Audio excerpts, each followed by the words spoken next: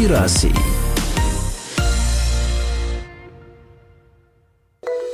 Ragam profesi yang penuh warna, sektor pertanian, pendidikan, UMKM, hiburan, dan banyak lagi terangkum dalam Mozaik Indonesia. Mereka akan hadir dalam bincang-bincang ringan, memberikan nilai-nilai positif yang menginspirasi. Mozaik Indonesia hadir setiap hari Jumat dan Sabtu pada pukul 15 waktu Indonesia Barat, serta Mozaik Indonesia berjaringan setiap hari Kamis pada jam yang sama. Mozaik Indonesia.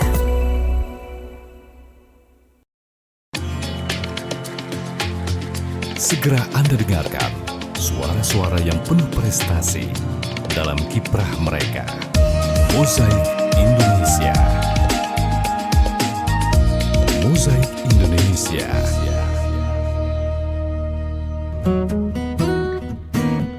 Pendengar kita di Mozaik Indonesia, seperti apa yang sudah saya sampaikan tadi, kita akan berbincang-bincang di Mozaik Indonesia ini kurang lebih selama 50 menit ke depan mengenai masih terkait dengan inflasi ya di setiap Rabunya, harga pakan dan biaya sekolah, dampaknya itu terhadap inflasi seperti apa, nanti kita akan bahas bersama-sama, kita akan bincangkan ya bersama narasumber kita Dr. Aryodila Hidayat SE MSI, dosen peneliti dari Fakultas Ekonomi Universitas Sriwijaya. Nah, kita tahu ya, kita hidup ini di tengah arus ekonomi yang terus bergerak cepat, tapi satu hal yang mungkin saat ini paling dirasakan langsung oleh kita adalah mahalnya harga kebutuhan pokok dan juga melonjaknya biaya pendidikan.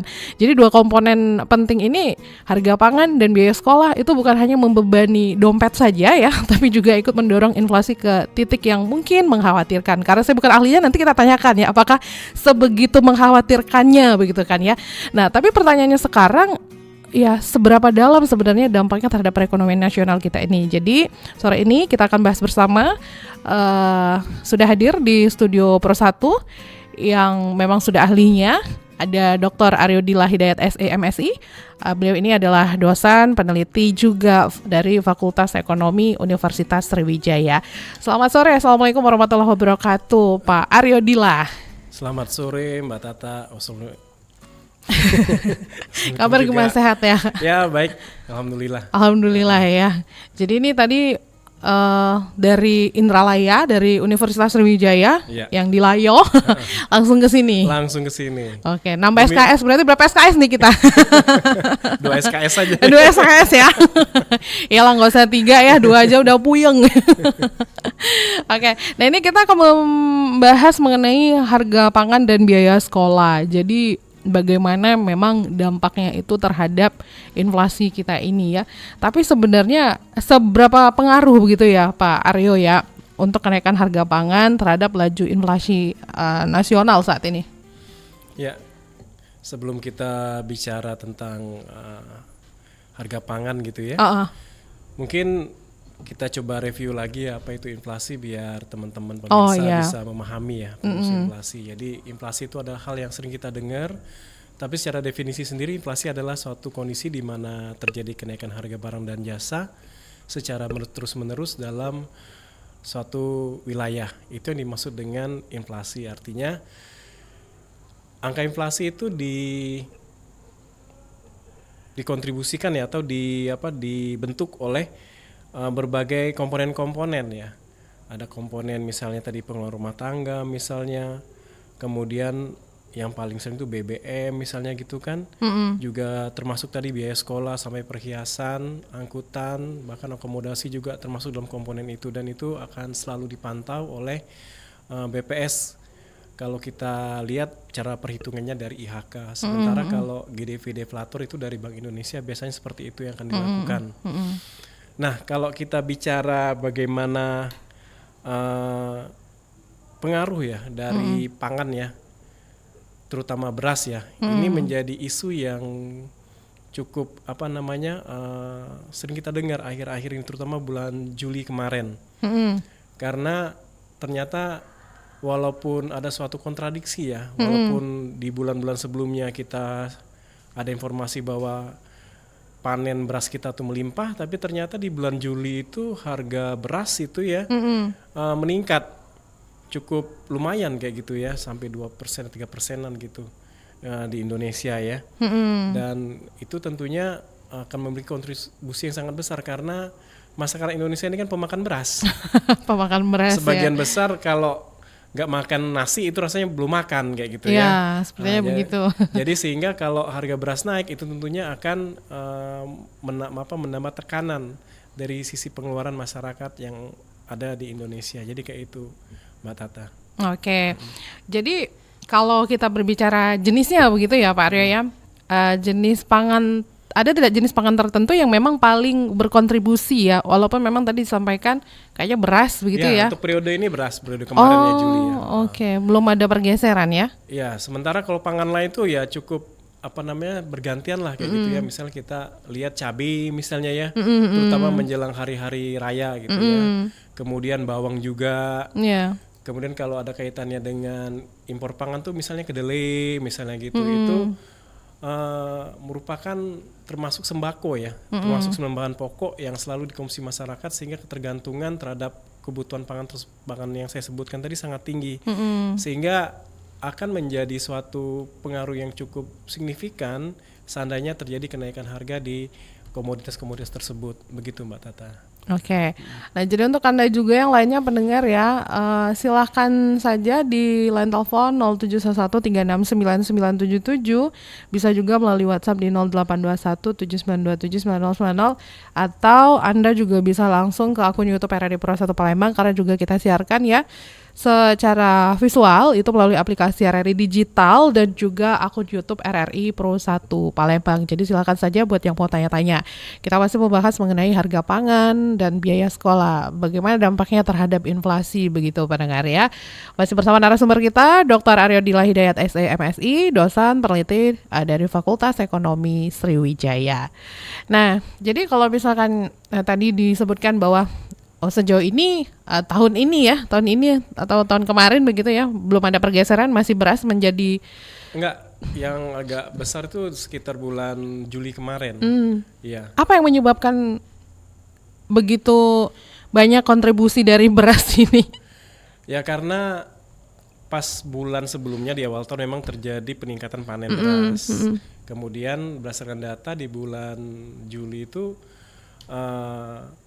terjadi penurunan produksi, kemudian juga pengaruh harga eceran gabah tertinggi juga headnya itu ya, dan juga Bulog ya sebagai badan penyedia pangan ya yang mendistribusikan bila terjadi kelangkaan itu ya mohon maaf mungkin agak sedikit terlambat ya. Juga penyerapannya juga kemarin itu dia hampir semuanya diserap gitu tanpa memilah-milah kira-kira mana yang sebaiknya, kualitas apa yang diserap dan mana yang enggak, sehingga itu juga berkontribusi terhadap kenaikan harga beras. Belum juga ini juga mungkin masih analisa saya ada juga pengaruhnya terhadap masalah pengoplosan beras yang kemarin ya, yang beras premium, karena saya dengar itu juga baca berita kemarin itu ada dampaknya terhadap pengurangan tenaga kerja di penggilingan padi usaha di skala besar, dan itu mau nggak mau pasti akan mempengaruhi suplai beras kepada masyarakat. Mungkin seperti itu Mbak Tata. Jadi apa yang bisa kita lakukan? Tapi jangan kita dulu deh, mungkin pemerintah ya.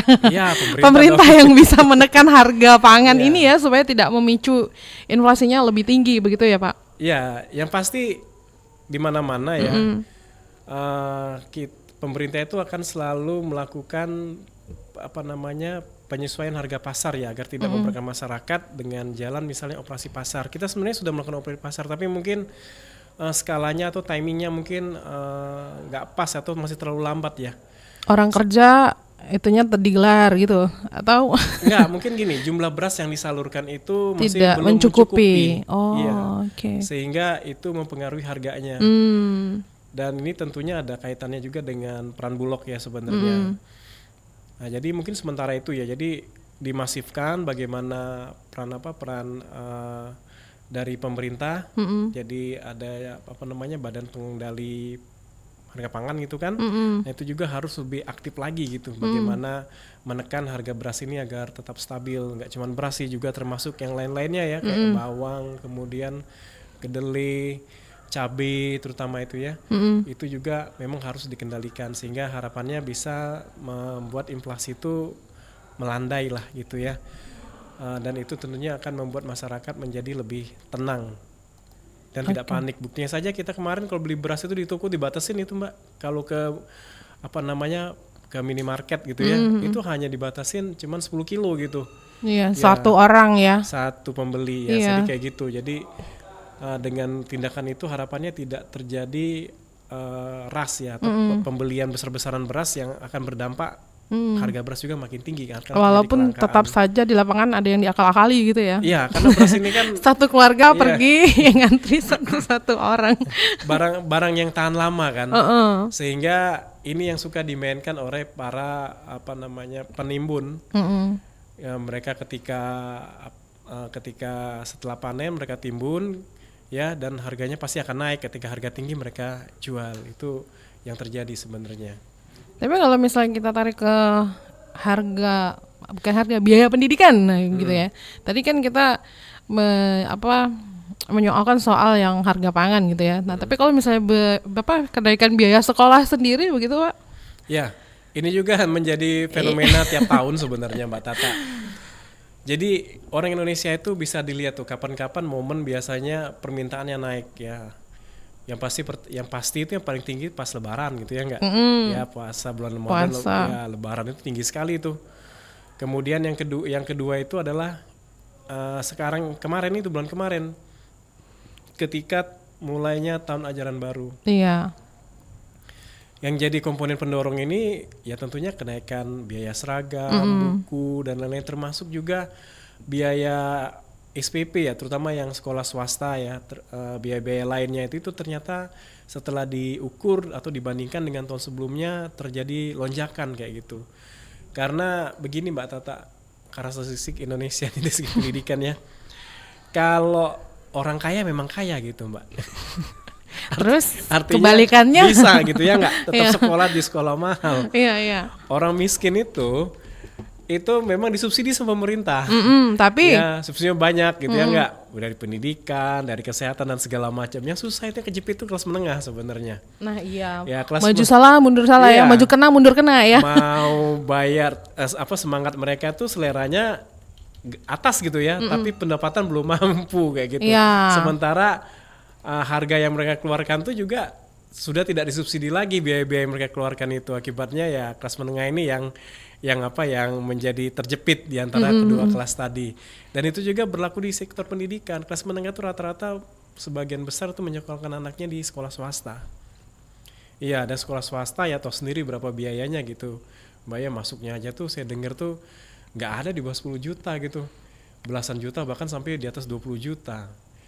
Belum lagi ada biaya-biaya lain dan juga biaya bukunya itu biasanya menggunakan buku internasional kayak gitu kan. Belum gadgetnya. Gadgetnya apalagi kalau sudah komponennya impor, itu dampaknya kan kalau kurs itu berubah atau naik gitu ya, harga dolar itu ya, maka harganya juga bakal naik kayak gitu Mbak Tata. Oke.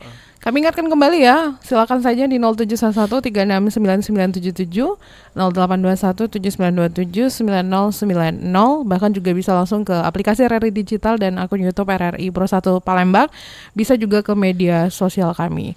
Nah, tadi udah nyebut swasta gitu kan ya.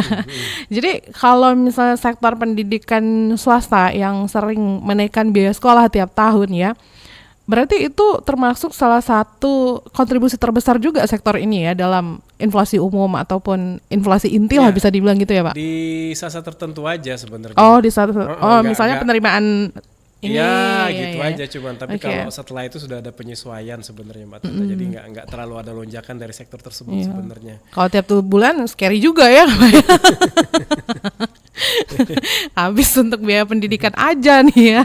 Oke. Terutama kan kalau di awal baru tuh kan pengen baru semua tuh, sepatunya baru, bajunya baru gitu kan, kotak buku-buku. makan baru. Iya semuanya. Iya, iya. Tentunya itu ada kontribusi semua itu. Termasuk juga yang tadi ada kenaikan SPP, penyesuaian SPP lah katanya.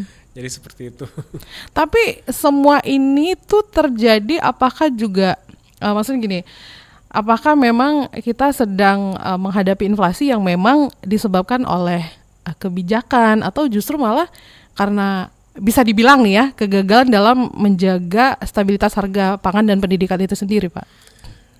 Bisa dibilang iya, bisa dibilang ada juga yang enggak gitu. Jadi ada yang berdasarkan mekanisme pasar, ada juga karena pemerintah salah dalam atau kurang tepat dalam memprediksi. Contoh kayak beras tadi kan, itu harusnya kan bisa diantisipasi sejak awal. Karena di bulan sebelumnya kita mengalami panen yang sangat besar kan di awal tahun itu kan, di awal tahun kan, itu harusnya bisa menghitung kira-kira berapa sih kebutuhannya dan bagaimana rantai distribusinya, sehingga kenaikan harga beras yang cukup melonjak di bulan kemarin itu bisa ditekan sebenarnya.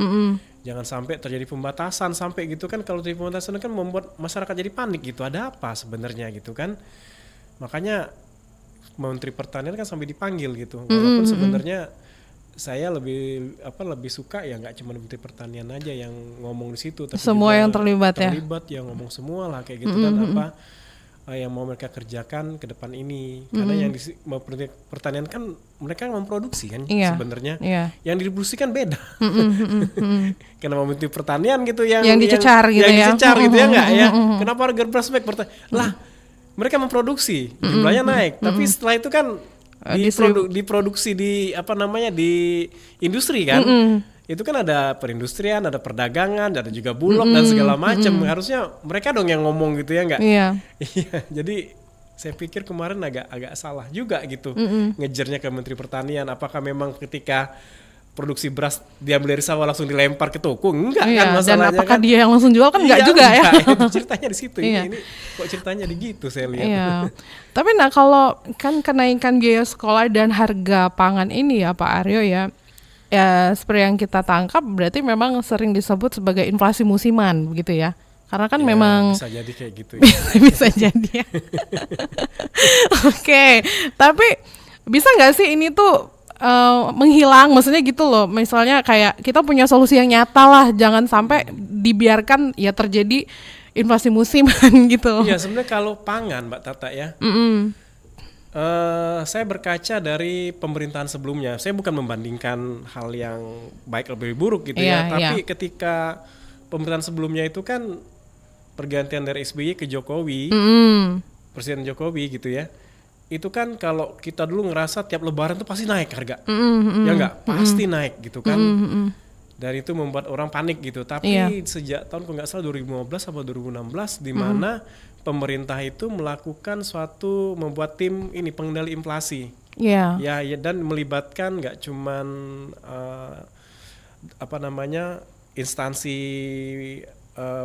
instansi publik terkait ya. Maksudnya juga melibatkan di sini kepolisian waktu itu nggak salah, sehingga ketika menjelang Lebaran itu memang dikejar siapa penimbun-penimbun itu, dan sejak tahun itu kita walaupun Lebaran juga lonjakan harganya ya masih bisa dipahami oleh masyarakat, nggak sampai naik sampai lebih dari 20% kayak gitu atau sampai 50% seperti periode-periode sebelumnya.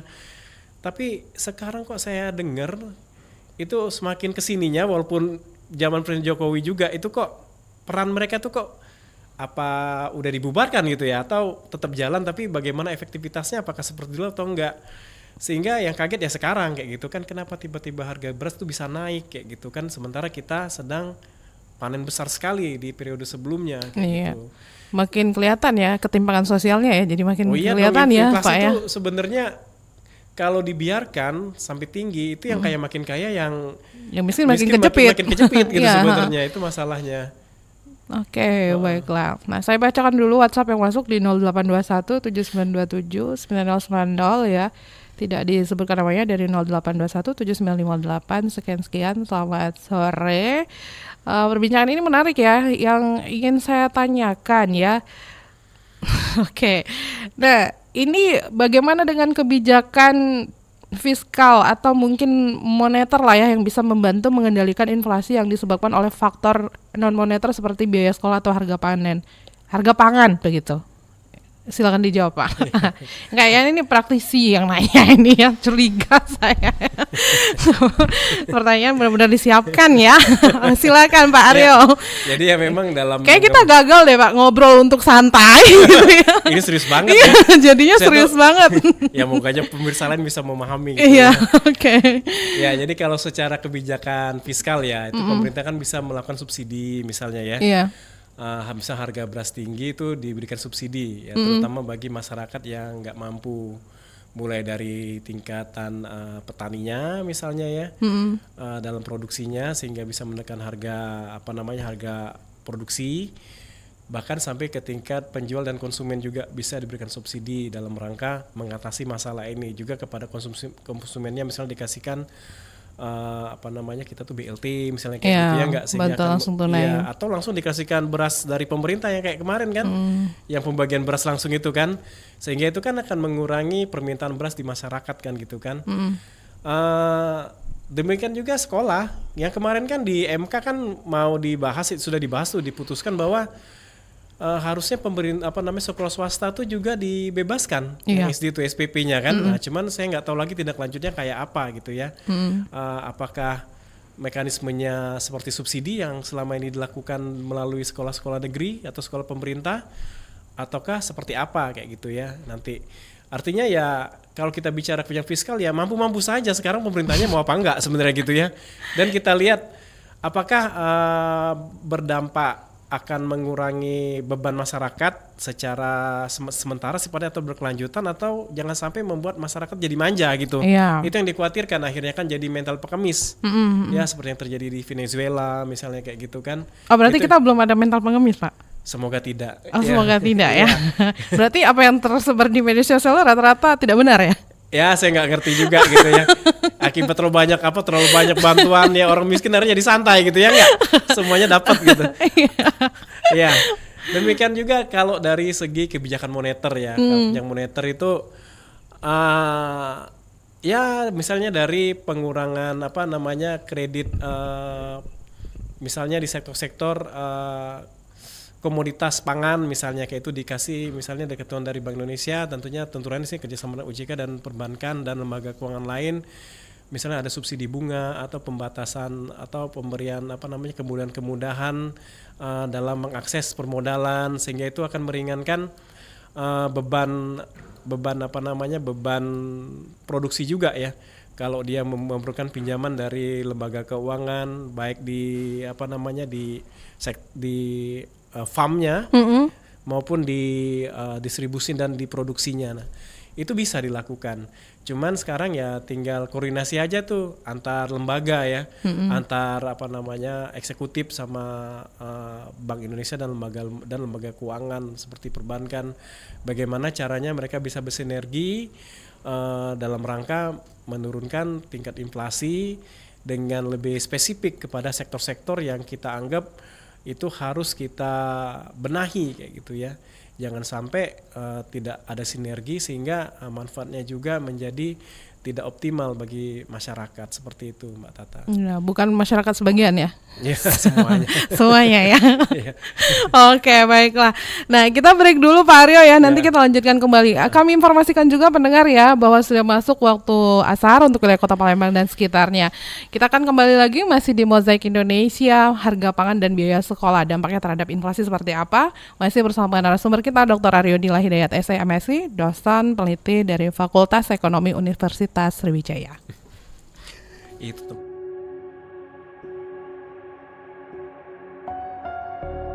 Kilau Pancasila, refleksi dan implementasi Pancasila untuk anak negeri. Saudara dan saudari yang saya hormati, di masa kini tentu saja wajar jika ada yang skeptik dengan upaya untuk betul-betul menyebarluaskan penghayatan terhadap Pancasila. Pasti ada yang mempertanyakan, buat apa? Faktanya banyak orang bicara Pancasila, tetapi tetap jalan korupsinya, tetap juga menyalahgunakan kekuasaan, tetap melakukan tindakan-tindakan yang tercela.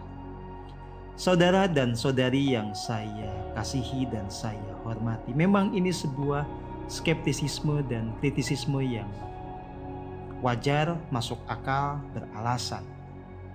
Kita memang punya keprihatinan karena kita sebagai negeri yang dasarnya adalah Pancasila, secara faktual justru menjadi negeri dengan tingkat korupsi yang terbilang tinggi, dengan angka kemiskinan juga yang terbilang tinggi, dengan tingkat intoleransi juga yang terbilang tinggi. Jelas antara fakta-fakta itu dengan idealitas negara Pancasila menjadi sangat bertolak belakang. Saudara dan saudari yang saya hormati, justru karena inilah maka perlu upaya yang serius dari segala pihak untuk kembali menghidupkan Pancasila di dalam sanubari kita, membuat kita sebagai warga negara ini sungguh-sungguh menghayati nilai-nilainya, meresapi setiap silanya dan mengerti betul bagaimana mempraktekannya dalam kehidupan keseharian. Saudara dan saudari yang saya hormati, memang agar kita sebagai bangsa Indonesia bisa menghayati Pancasila tidak bisa semata-mata kita mendekati Pancasila secara kognitif. Kita merenungkan sila-silanya lalu berkomitmen untuk mempraktekannya. Ada satu tradisi yang agung di tanah Nusantara atau di negeri Indonesia ini, yaitu hening cipta. Mestinya memang kita kembali menghidupkan hening cipta ini.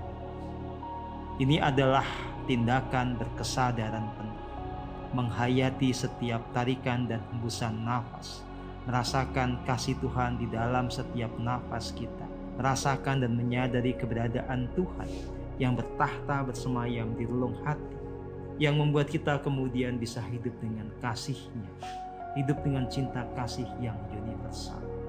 Kalau kita terhubung kepada kesadaran tertinggi di dalam diri kita, kita punya peluang untuk mentransformasi pikiran, perasaan, dan segala karakter kita sehingga menjadi Pancasilais.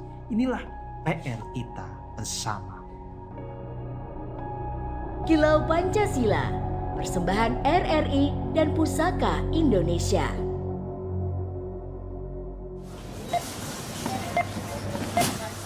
Ada lagi, Kak? Udah cukup bang, itu aja. Totalnya Rp330.500 ya, Kak? Ah, serius tuh bang? Kok mahal sih? Perasaan minggu lalu belanja segini cuma 300 ribuan deh. Iya, Kak. Masih sama sih, cuma ditambah inflasi. Hah, inflasi? Apaan tuh? Pada nggak tahu ya, inflasi itu kenaikan harga barang dan jasa yang mengurangi daya beli masyarakat. Nah, biar inflasi bisa terkendali, kita bisa mulai mengelola keuangan secara bijak. Terus, kurangin deh tuh pengeluaran yang tidak perlu dan mencari alternatif produk atau layanan yang lebih terjangkau. Yuk, bareng-bareng melawan dampak inflasi, bersama kita bisa. Belanjaan pakai cara jatuh lagi. Saking beratnya inflasi kali ya.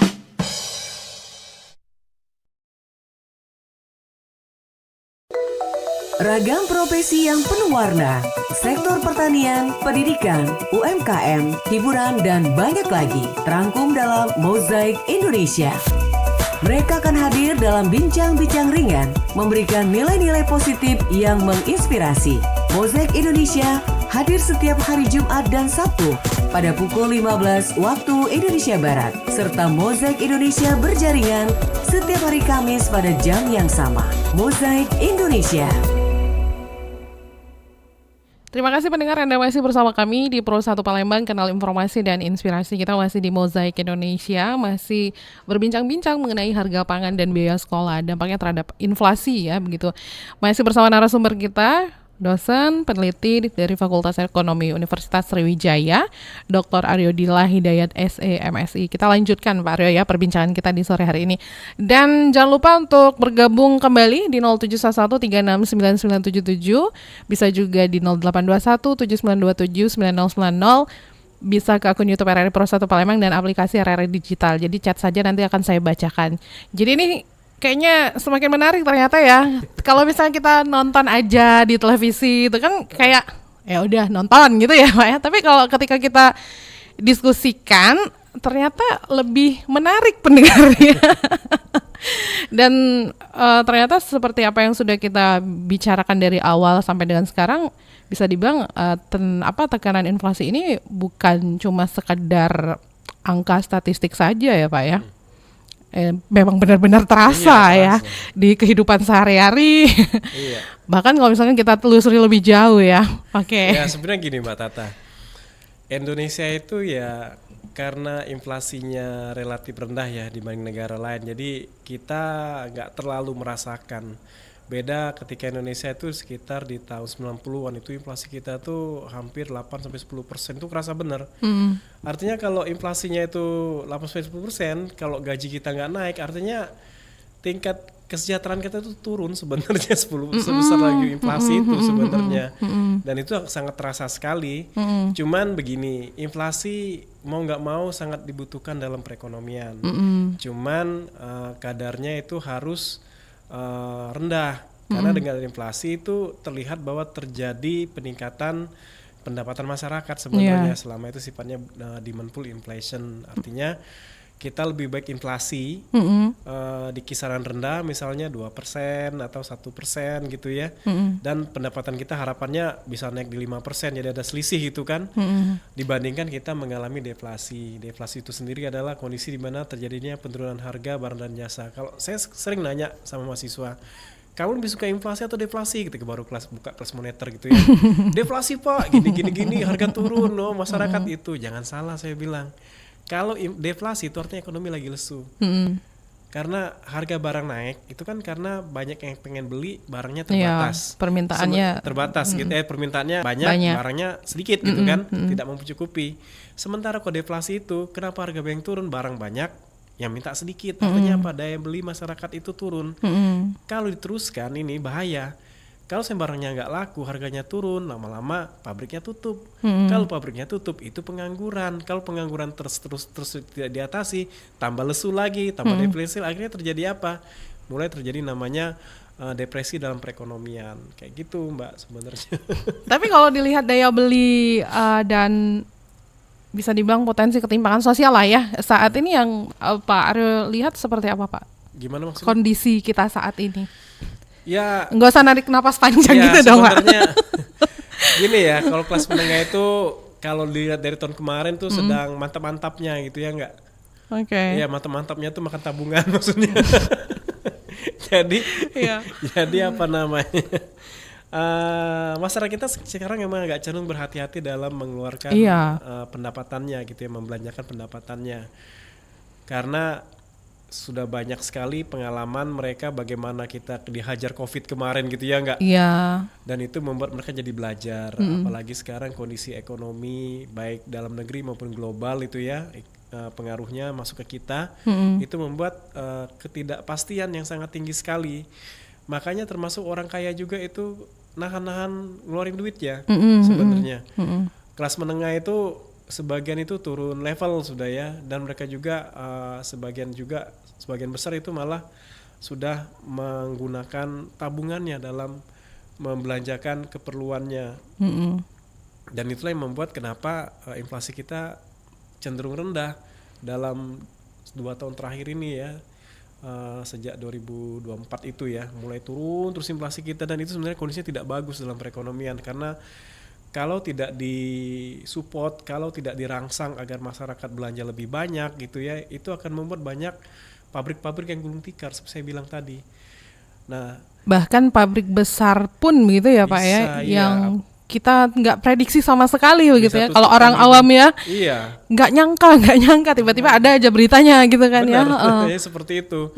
Jadi sangat perlu dikendalikan ya oleh pemerintah. Dan tentunya dengan koordinasi di antara lembaga-lembaga terkait seperti itu Mbak Tata.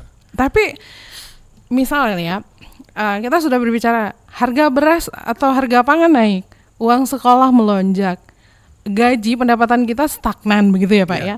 Nah, jadi siapa yang sebenarnya diuntungkan dalam sistem ekonomi seperti ini? Ya gimana ya sebenarnya tidak ada yang diuntungkan terlalu banyak, sifatnya hanya sementara gitu kan. Artinya masyarakat yang pasti sangat dirugikan ya dengan tingginya laju inflasi, karena meningkat sangat tinggi dibandingkan dengan peningkatan pendapatan mereka. Sementara yang diuntungkan ya kalau kita bicara secara teori ya para pedagang atau pengusaha, karena para pengusaha itu ketika inflasi naik mereka juga naikin harga barangnya kayak gitu. Cuman kalau sampai kenaikannya itu membuat atau mengurangi kemampuan daya beli masyarakat sehingga ekonomi lesu, ya usaha mereka juga bakal tutup. Jadi nggak bagus juga kayak gitu ya. dan itu harus dijaga, artinya momentum konsumsi dan juga memastikan bahwa lapangan pekerjaan itu selalu ada gitu ya, itu yang harus dipastikan oleh pemerintah, sehingga ketika masyarakat itu meningkat pendapatannya karena bekerja dan bisa melakukan konsumsi, itulah yang nanti akan merangsang meningkatnya skala usaha dari perusahaan-perusahaan, dan itu juga akan membuka lapangan pekerjaan baru sehingga terjadi multiplier effect ya ke sektor-sektor lain, dan itu akan membuat ekonomi kita bergerak lebih cepat. Jadi kayak gitu Mbak Tata. Oke. Agak ini ya, agak Berat gitu ya. agak ini juga ya. Mau nambahin pertanyaan nanti takutnya nggak cukup 1 jam lagi. Saya cek WhatsApp lagi aja dulu ya. Coba kita lihat adakah yang masuk lagi di 0821 7927 9090 atau di belum ada. Yang lain boleh dong nanya ya, mumpung Pak Aryo masih di sini nih pendengar ya. Nah, tapi gini ya Pak Aryo ya. Kalau kita berbicara soal harga pangan dan juga biaya sekolah ya. Nah, yang benar-benar itu kan kita sudah berbicara bahwa pemerintah harus melakukan dari A sampai Z lah ya. Nah, kita sebagai masyarakat yang memang kayaknya kata-kata konsumtif itu udah melekat ya. Nah, apa yang harus kita lakukan? Ya. Ini ya nggak perlu kita nunggu COVID dulu begitu kan, nggak perlu kita nunggu musibah-musibah yang lain gitu kan, supaya ya biar walaupun tadi dibilang sebenarnya nggak ada yang diuntungkan nggak diuntungkan banyak gitu ya, tapi kan kita masih harus tetap antisipasi ya begitu. Iya. Jadi gini, gimana pun konsumsi itu walaupun sebagian bilang itu boros, ya tetap sangat dibutuhkan oleh perekonomian. Saya bilang tadi, kalau masyarakat mengurangi konsumsinya itu pasti yang terdampak adalah dunia usaha. Kecuali yang kita konsumsi itu ada barang-barang impor ya, lain cerita. Tapi kalau barang-barang dalam negeri itu sangat tidak bagus sebenarnya. Artinya begini, masyarakat itu yang dikurangi konsumsinya itu ya terhadap barang-barang produk luar sebenarnya. Jangan produk-produk dalam negeri gitu kan, sehingga tetap akan merangsang peningkatan usaha dan membuka lapangan pekerjaan yang baru karena meningkatnya permintaan barang dan jasa dari masyarakat. Jadi saran saya sih ya tetap kita itu memang harus berhemat ya, tapi berhemat dalam artian di sini ya mengendalikan konsumsi kita. Jangan kita misalnya kalau beli beras itu mau beras dari luar negeri kayak gitu ya, enggak. Sementara beras dalam negeri enggak kita konsumsi, akibatnya petani dalam negeri kita kan enggak laku berasnya kayak gitu kan.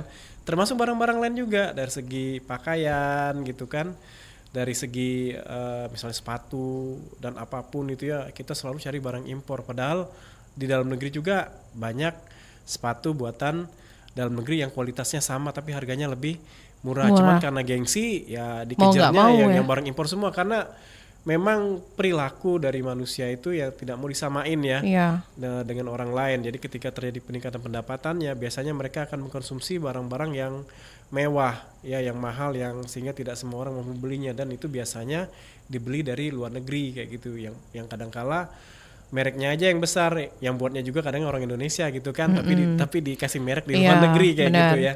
Itu yang sebenarnya sehingga nilai tambahnya tuh nggak terjadi di kita tapi terjadi di luar negeri. Jadi itu yang harusnya kita diperhatikan ya, sehingga kalau memang ada kelebihan pendapatan ya itu sebaiknya masuk ke lembaga keuangan, sehingga dana-dana kita tadi bisa dimanfaatkan oleh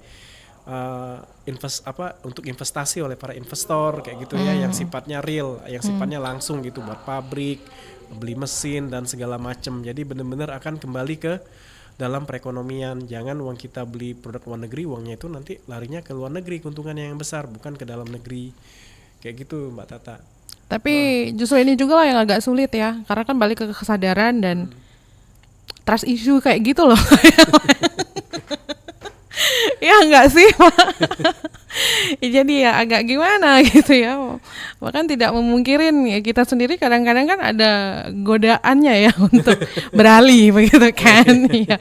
Walaupun memang mungkin tidak 100%, ya bisa dibilang 20% lah, syukur-syukur lah ya. Oke. Nah, ini berarti sebenarnya ini bisa dikendalikan ya? Bisa tergantung bagaimana pemerintah mempersiapkan kebijakan-kebijakannya.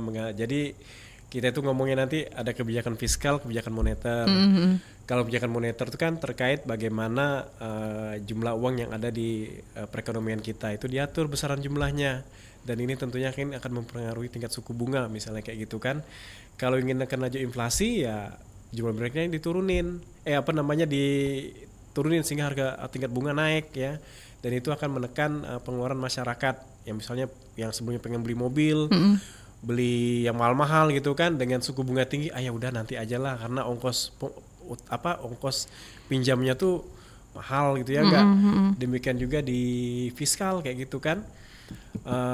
Misalnya masalah pajak ya di sebagian besar itu juga bisa dikurangi sehingga harga barang juga bakal turun kayak gitu kan. Jadi uangnya itu berputar di masyarakat yang pendapatan pemerintah tadi bukan masuk ke kas negara kayak gitu kan. Termasuk komponen-komponen pembelian lainnya yang dalam hal ini yang yang dapat membuat lonjakan harga ya. Itu juga bisa dikendalikan kok sebenarnya. Tinggal koordinasi aja nanti antara lembaganya itu, dan tentunya ini harus diketahui juga oleh masyarakat. Jangan sampai hal-hal yang terkait kebijakan itu tidak diketahui sehingga masyarakat salah hanya menerima salah merespon gitu, Mbak. Itu yang dikhawatirkan, dan sehingga target dari yang ingin kita capai itu malah tidak terjadi atau meleset ya. Seperti itu Mbak Tata. Nah, kalau soal karena tadi kan kita juga sempat menyinggung kebijakan subsidi gitu kan ya, atau bantuan sosial lah ya. Nah ini sebenarnya yang begini-begini tuh mampu nggak sih menjadi penahan, ya benar-benar penahan laju inflasi yang bersumber dari harga pangan dan biaya sekolah ini? Ya harusnya bisa. Harusnya, ya, tapi harusnya bisa. Ya memang harusnya tujuan kebijakannya kayak gitu kan, bisa bisa mengurangi permintaan dan menambah pasokan gitu ya enggak, ketika pemerintah bisa memberikan langsung beras kepada masyarakat miskin, masyarakat yang sebelumnya membeli di pasar sekarang langsung dapat beras kan gitu kan. Dan itu membuat permintaan menjadi turun karena langsung disediakan oleh pemerintah kan, tentunya akan membuat harga beras juga menjadi turun kayak gitu kan. Berarti asal tepat sasaran begitu ya Pak ya? Iya, asal tepat sasaran kayak gitu, dan tidak dijual lagi gitu kepada kepada penimbun misalnya kayak gitu ya. Ya, oke, baiklah ya. Tapi ini banyak yang harus digarisbawahi sih pendengar, kalau misalkan kita mau sama-sama bisa dibilang berbenah lah ya maksudnya, atau juga bisa sama-sama ya berusaha lah untuk menyeimbangkan semuanya lah ya, karena ya pada dasarnya memang inflasi juga dibutuhkan gitu ya Pak ya. Iya, tetap dibutuhkan. Asal masih standar. Iya, masih kecil. Iya, masih kecil jumlahnya gitu kan ya. Nilainya itu angkanya. Baiklah kalau begitu. Kayaknya semua pertanyaan udah dijawab ya. Saya juga masih bingung mau nanya apa lagi. Takut nanti bablas malah kurang 1 jam ya. Tapi sebelum diakhiri nih Pak Aryo, apa yang mau disampaikan kepada pendengar dan juga pemirsa RRI terkait apa yang sudah kita bahas? Ya pada prinsipnya inflasi itu terjadi akibat meningkatnya permintaan dari masyarakat. Dan salah satu pemicu meningkatnya permintaan itu adalah kepanikan sebenarnya, ya, ketidakpastian. Jadi masyarakat itu ketika misalnya kayak tadi ya kita lihat harga beras bahkan naik, sementara beras itu kan bisa kita simpan lama. Suka berpikir begini, daripada berasnya lebih mahal lagi ke depan, ya udah kita stok sekarang banyak-banyak. Dan itu justru akan membuat harga beras lebih mahal lagi kayak gitu ya enggak? Sehingga melebihi kebutuhan yang seharusnya. Jadi perasaan saya, kita percayakan kepada pemerintah bagaimana penanganannya. Jadi konsumsi aja beras itu sesuai dengan kebutuhan kita. Jangan ikut-ikutan menimbun juga gitu ya. Bukan cuma di penimbun, tapi rumah tangga juga menimbun, ya sebanyak apapun masih kurang kayak gitu kan. Itu yang yang harus dipikirkan oleh masyarakat. Kemudian terkait biaya sekolah ya, sekolahnya juga dipilah-pilah gitu ya, apa kira-kira biaya itu sesuai dengan kualitas pendidikan dia gitu ya enggak. Kalau kita percuma aja kita beli masuk kuliah sekolah mahal sementara kualitasnya nggak beda dengan sekolah negeri misalnya kayak gitu ya. Ya kemudian juga dalam pemenuhan kebutuhan sekolah lainnya kayak jet, kemudian apapun itu bentuknya ya diusahakan ya buatan dalam negeri misalnya juga ya. Dan jangan yang sifatnya terlalu mahal sehingga itu bisa meningkatkan tekanan ya terhadap inflasi tadi, sebenarnya kayak gitu. Jadi itu aja Mbak Tata, mungkin pesan dari saya.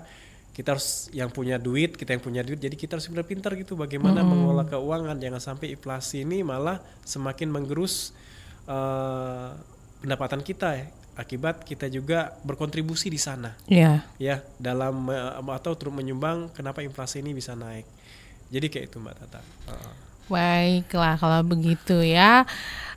Terima kasih banyak ya narasumber kita sore hari ini, Pak Dr. Aryodi Hidayat SMSI, dosen peneliti Fakultas Ekonomi Universitas Sriwijaya, sudah berbincang-bincang mengenai harga pangan dan biaya sekolah dan dampaknya itu terhadap inflasi seperti apa. Jadi tadi udah dianalisis nih pendengar ya, analisis yang sangat mencerahkan ya dari perbincangan sore ini.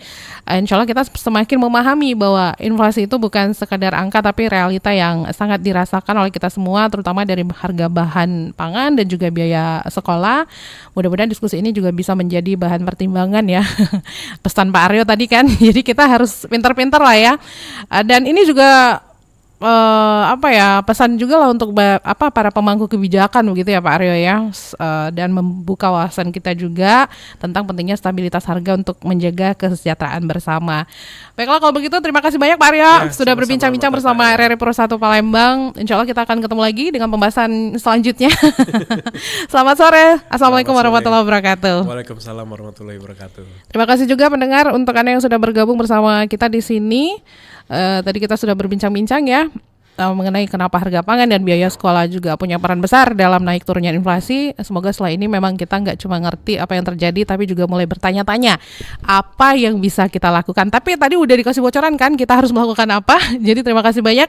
Dan setelah ini kami akan ajak Anda untuk bergabung bersama RRI Pro 1 Lampung ya, Bandar Lampung. Kita akan menyimak Warta Belajar Sumba.